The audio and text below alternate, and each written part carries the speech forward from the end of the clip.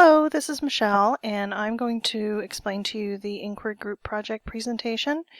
On our wiki page, if you could please click on the Resources and Materials section and scroll down to the Inquiry Group Inquiry Project section and click on the guidelines.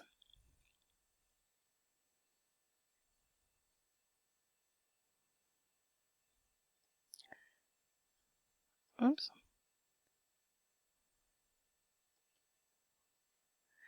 Once that opens for you,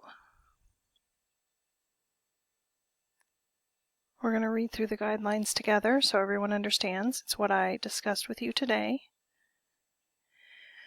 The purpose of the assignment is to work together as a group. I'm not going to read this verbatim. I'm just going to explain it in my words. But it's to work together as a group to teach our entire class about a specific topic within reading and strategies you can use as a teacher to write your lesson plans around in order to teach your student to work towards your goal. So the purpose of this is to do exactly that. And what you're going to do in your group that you created is you're going to look at your chapter in Improving Reading and one article about the same subject matter of that chapter. You're going to find 4 strategies within Improving Reading, and then you're going to look for an article from 2012 or newer. As a group, you will present all 4 strategies, taking time to explain each strategy in detail.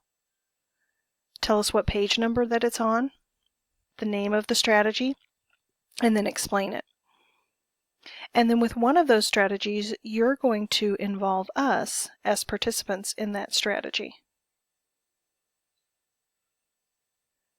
You're also going to incorporate the information from the article that you find as part of your presentation. If you happen to find in the article that a strategy was presented that you really like, you can replace one of the strategies that you chose from the book with the strategy from the article. But you present 4 strategies and no more. 3 of them, the information about them, and the 4th one, information about it, but then have us try it out with you as though we're your class. When creating your presentation, you can certainly divvy up the work. Here's a planning sheet for you to plan on if you need to. You certainly don't have to use that, but you can decide on your roles or the tasks that each group member does. You can take the 4 strategies and divvy those up between 2 people, and then you could have a 3rd person finding the strategy. If you only have 2 people in your group, you can have one person looking up the 4 strategies and the other person can be finding the article.